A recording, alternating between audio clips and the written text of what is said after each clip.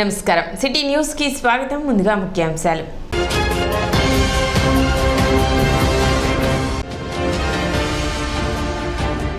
తెనాలి ప్రభుత్వ వైద్యశాల ఎదురుగా ఉన్నటువంటి ఆక్రమణలు తొలగించిన పురపాలక సంఘ అధికారులు.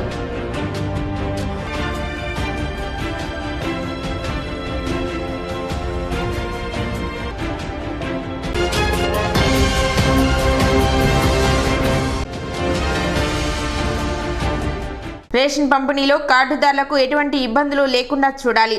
డీలర్లకు, ఎండీఓలకు సూచించిన తహసీల్దార్ శ్రీనివాస్ రెడ్డి.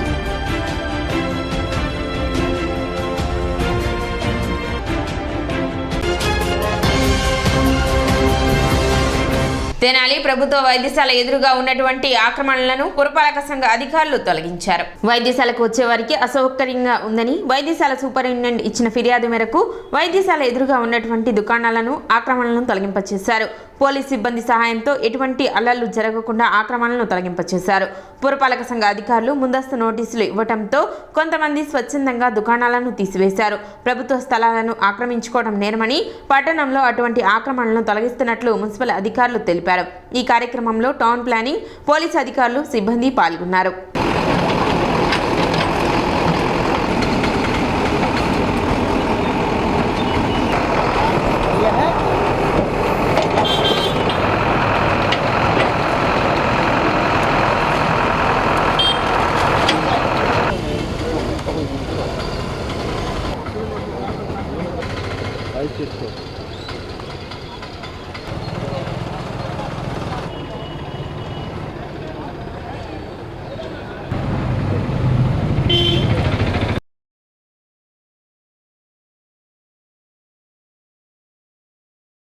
మన జిల్లా వైద్యశాల ముందు ఉన్నటువంటి 60 అడుగుల రోడ్లో ఉన్నటువంటి ఆక్రమణల ద్వారా ప్రజలకు అసౌకర్యం కలిగిస్తూ మరియు ఇక్కడికి వచ్చేటువంటి పేషెంట్లకు అందరికీ కూడా ఇబ్బందికరమైన వాతావరణం కలగజేస్తున్నారని చెప్పి జిల్లా వైద్యశాల సూపరింటెండెంట్ గారు అభ్యర్థన మేరకు ఈ యొక్క 60 అడుగుల రోడ్లో ఉండేటువంటి ఆక్రమణలన్నిటిని కూడా తొలగించడం జరుగుతున్నది. ఈ యొక్క కార్యక్రమంలో మన పట్టణ 3 టౌన్ సిఐ గారు, వారి సిబ్బంది మరియు పట్టణ ప్రణాళిక సిబ్బంది, వార్డు ప్లానింగ్ సెక్రటరీలు అందరూ కూడా ఈ యొక్క కార్యక్రమంలో పాల్గొన్నారు. చాలా వరకు ఆక్రమణదారులు కూడా ఈ యొక్క ఆక్రమణ తొలగించేదానికి సహకరించారు. ఏది ఏమైనా పట్టణంలో ఉన్నటువంటి ఎక్కడైనా ప్రభుత్వ స్థలాల్లో కానీ, గవర్నమెంట్ స్థలాల్లో కానీ ఎక్కడ కూడా ఆక్రమణలు చేయరాదని ఇందు మూలంగా పట్టణ ప్రజలకు తెలియజేస్తున్నాం. అంతేకాకుండా ఈరోజు మన బాలాజీరావుపేటలోని విఘ్నేశ్వర గుడికి దగ్గరలో ఉన్నటువంటి ఒక ప్రభుత్వ మున్సిపల్ స్థలంలో కూడా ఉన్నటువంటి ఆక్రమణ తొలగించడం జరిగింది. ఆ యొక్క ఆక్రమణ స్థలంలో లోగడ బాల తేజస్విని అనాథ శరణాలయం నిర్వహించాం. తర్వాత కొన్ని ఆ యొక్క అనాథ శరణాలయం ఉన్నటువంటి పెంకుటిల్లు శిథిలావస్థకు వచ్చినందున దాన్ని పూర్తిగా కూల్చివేసి కొత్తది అనాథ శరణాలయం నిర్మించాలని చెప్పే ఉద్దేశంతో అక్కడ పూర్తిగా పడగొట్టడం జరిగింది.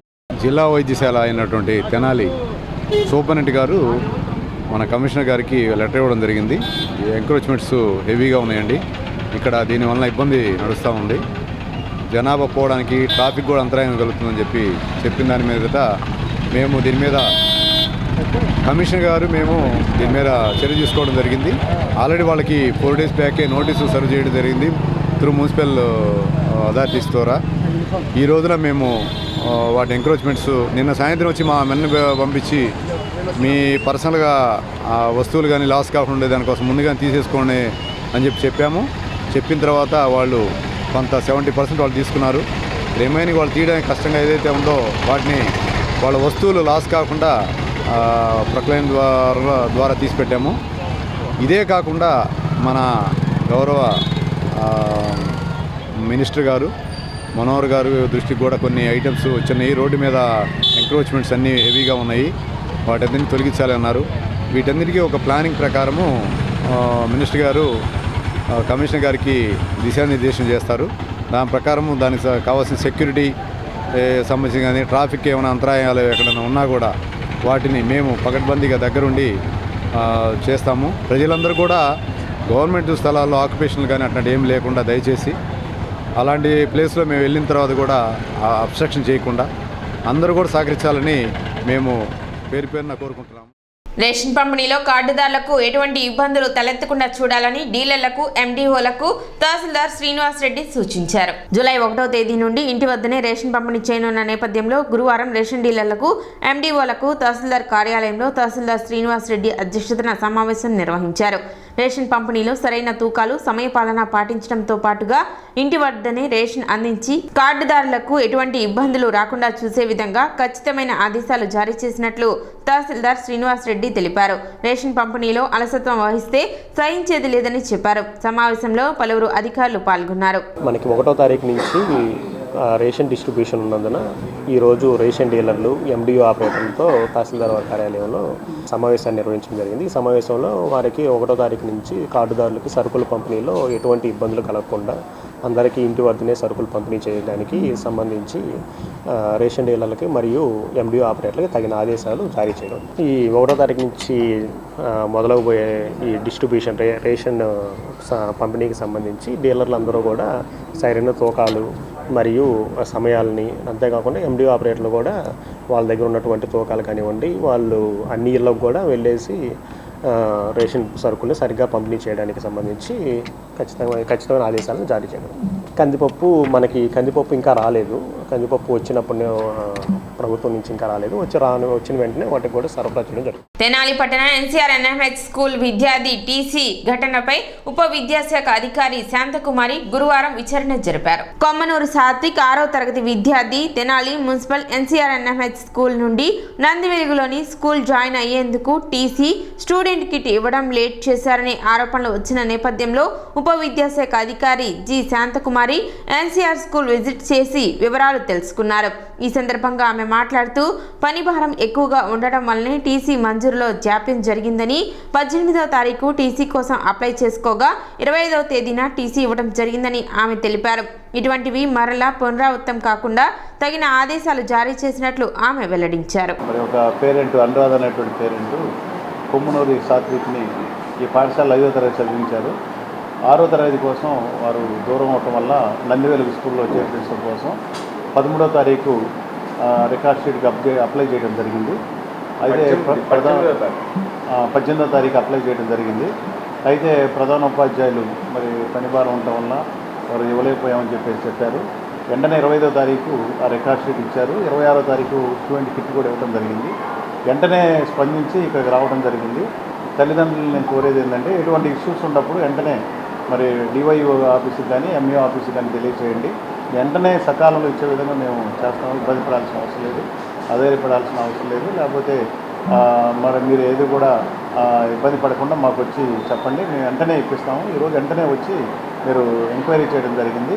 చేసినప్పుడు ఈ విషయాలు తెలియజేసిన పేరెంట్తో కూడా మాట్లాడినప్పుడు ఆ పేరెంట్ ఆ బాబుని నందివెలుగు జిల్లా పరిషత్ పాఠశాల నందివెలుగు చేర్చారు. 1వ తరగతి పిల్లవాడిని గవర్నమెంట్ స్కూల్లో నందివెలుగులో రెగ్యులర్ స్కూల్లో చేర్పించడం జరిగింది.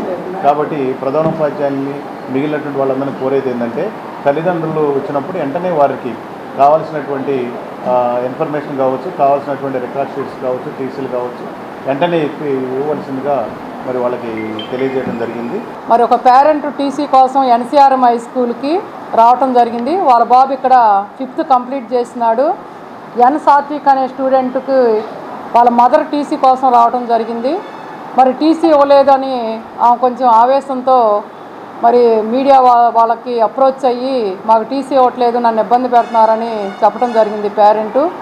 మరి వెంటనే మాకు అది మీడియాలో రాగా అంటే నేను డిఐఓగా ఇక్కడికి మరి ఈరోజు 27వ తారీఖు ఈ పాఠశాలకి ఎంక్వైరీకి రావడం జరిగింది. మరి ఆమె 18వ తారీఖు టీసీకి అప్లై చేసుకోవడం జరిగింది.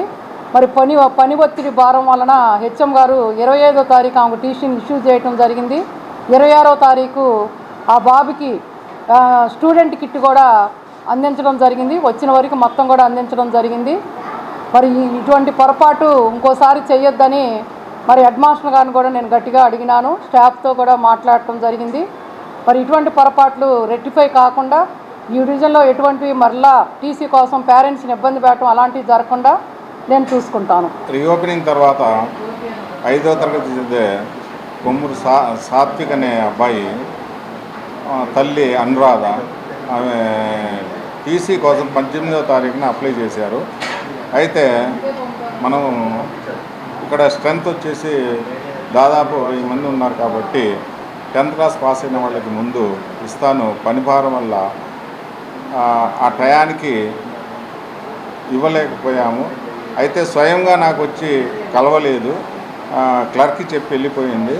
కాబట్టి నేను తర్వాత 25వ తారీఖున ఇచ్చేసాను. 26వ తారీఖు టీసీ ఇవ్వడం అనేది 25వ తారీఖు జరిగింది. 26వ తారీఖున మరలా తల్లి వచ్చేసి పుస్తకాలు కుదిరితే మొత్తం స్కూల్ కిట్ కూడా ఇవ్వడం జరిగింది. అయితే టెక్స్ట్ బుక్ అయిపోయింది, మనకి ఇచ్చినటువంటివి వచ్చిన తర్వాత ఇస్తామన్నాము.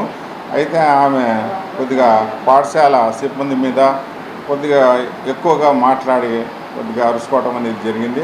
ఇక ముందు ఇలాంటివి జరగకుండా చూసుకుంటామని హామీ ఇస్తున్నాను. పట్టణంలో కురిసిన వాన నీరు వెలుపలకు వెళ్లేలా చర్యలు తీసుకోవాలని రాష్ట్ర మంత్రి స్థానిక ఎమ్మెల్యే నాదెండ్ల మనోహర్ ఇటీవల తనను కలిసిన మున్సిపల్ కమిషనర్ బండి శేషన్న తదితరులకు ఆదేశాలు ఇచ్చారు. అప్పటి నుండి అధికారులు పట్టణ పరిధిలోని మురుగు కాలువలు, పంట కాలువల్లో పూడికతీత పనులు చేపట్టారు. అయితే బురిపాలెం రోడ్డుకు ఇరుపక్కల ప్రధాన మురుగు కాలువల్లో మున్సిపల్ అధికారులు ఏటా పూడికతీత పనులు చేస్తున్నారు.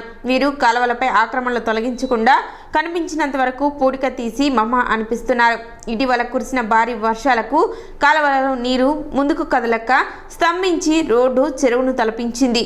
దీంతో మున్సిపల్ అధికారులు బుధవారం ఆ రోడ్డులోని ఆక్రమణల కింద పూడికతీత పనులు చేపట్టారు. పారిశుద్ధ్య కార్మికులు వాటి కిందకు వెళ్లలేని పరిస్థితి ఉండటంతో అందిన వరకు తీసి సరిపుచ్చుతున్నారు. కాలువలపై ఆక్రమణలు పూర్తిగా తొలగించి పూడికతీత పనులు చేస్తేనే వాన నీరు సక్రమంగా వెలుపలకు పోతుందని పలువురు నిపుణులు సూచిస్తున్నారు. ఇలాంటి కంటి తుడుపు చర్యల వలన ఉపయోగం ఉండదన్నారు. ఇళ్ల ప్రక్కన కానీ షాపుల పక్కన కానీ ఎత్తు నిర్మాణాలు చేయడం మూలంగా నీళ్లు ప్రవహించట్లేదని, ఆ విషయం తెలిసినా కూడా ఆ విషయం పైన చర్యలు తీసుకోకపోవటం చాలా బాధాకరమైన అంశం. ఎందుకంటే మొన్నటి వర్షానికి మన తెనాలి మంత్రి గారు కొంత చొరవ తీసుకోవడం మూలంగా ఆ కాలువలు పూడికి తీయడం మూలంగా కొంతవరకు మెరుగైన ఫలితాన్ని చూసాం. కానీ ఇంకా చాలా చోట్ల అలాంటి ఇబ్బంది ఉన్నదన్న విషయం స్పష్టం. ఎలా అంటే మన తెనాలి బురిపాలెం రోడ్డే తీసుకుంటే ఆ బురిపాలెం రోడ్లో 3 రకాల సమస్యలు. నీళ్లు నిలిచిపోవడం ఒక సమస్య, ఒక చోట రోడ్డు కుంగిపోయి నీళ్లు నిలిచిపోయిన సమయంలో వాహనం వేసుకెళ్ళినా లేకపోతే ముసలివాళ్ళుగా నిలినప్పుడు నీళ్లలోని పడిపోయిన సంఘటనలు మొన్న చాలా జరిగింది. ఎందుకంటే మీరు ఆ డివైడర్, సెంటర్ డివైడర్కి ప్రక్కన కొన్ని చోట్ల రోడ్డు కుంగిపోయి ఎత్తు పొలాలుగా ఉండటం మూలంగా చాలామందికి ప్రమాదాలు జరిగి ఆ నీళ్ళల్లో కూడా రక్తస్రావణమైన పరిస్థితి కూడా చూసాం. అలాంటి దుస్థితి తెనాలికి ఉంది. మరో ముఖ్య విషయం ఏంటంటే నీళ్లు పోవడానికి వీలుండే ప్రదేశాలన్నీ కూడా నిలిచిపోతున్నాయి. మళ్ళీ దాంట్లోనే వాటర్ పైప్ కనెక్షన్స్ ఉండటం, మనం అన్ని చోట్ల డైనేరియా వచ్చేసింది అనుకుంటున్నారు. బురిపాలెం రోడ్డుకు కూడా ఆ యొక్క సమస్య వచ్చే అవకాశం ఉంది. ఎందుకంటే ఆ జెండా చెట్టు దగ్గర ఉన్న వాటర్ పైప్ లీకేజ్ దగ్గర ఈ మురుగునీరు స్టాగ్నేట్ అవ్వటం మూలంగా రేపటి రోజున ఆ నీరు తాగితే తెనాలి ప్రజలకు కూడా డైనేరియా వచ్చే అవకాశం ఉంది. దాని మీద మొన్న చేశామన్నారు, మళ్ళీ అక్కడే లీక్ అవుతుంది. ఆ లీక్ అయిన చోటే నిన్న పూడికి తీసిన మట్టిని కూడా ప్రక్కన వేయటం, ఆ వర్షపు నీళ్ళన్నీ కూడా ఆ పూడికి మట్టి అంతా కూడా దాంట్లో కలవటం, దాని మూలంగా కూడా ప్రజలకి చాలా ఇబ్బందికరంగా ఉంది. ప్రభుత్వ అధికారులు వెంటనే స్పందించి ఈ తెనాల్లో ఉన్న ఈ ఇబ్బందిని తొలగించాలని మేము డిమాండ్ చేస్తున్నాం. ఎందుకంటే రేపటి రోజున ఆరోగ్య పరిస్థితులు క్షీణించినప్పుడు, అందరూ ఆర్థిక పరిస్థితులు దెబ్బతిన్నప్పుడు మనం అనుకునే ప్రయోజనం ఉండదు. ముందుగానే మేలుకొని పూడిక తీయటంలో కానీ అన్నింటిలో కూడా ఈ రోజున మనం చూస్తున్నాం కాంట్రాక్ట్ లేబర్స్ చేస్తున్నారు కొన్ని చోట్ల. వాళ్ళకి ఆ పని మీద పూర్తి పట్టు లేకపోవటం మూలంగా పూడిక తీయటంలో కూడా అలసత్వం జరుగుతుంది. ఇదివరకున్న మున్సిపల్ పర్మనెంట్ లేబర్ చేసినట్టుగా ఈ రోజున ఈ కాంట్రాక్ట్ లేబర్స్ చేయటం లేదన్నది అందరికీ తెలిసిన సత్యం. ఎందుకంటే వాళ్ళకి దీని మీద పనిపట్టు లేదు కాబట్టి దాన్ని కూడా ప్రభుత్వ అధికారులు గుర్తించి తక్షణమే తెనాలి ప్రజల్ని రోగాలు బారి కాకుండా ఆర్థిక ఇబ్బందులు కలగకుండా చూసే విధంగా చర్య తీసుకోవాలని మేము డిమాండ్ చేస్తున్నాం. ఇప్పుడు చిన్న విరామం.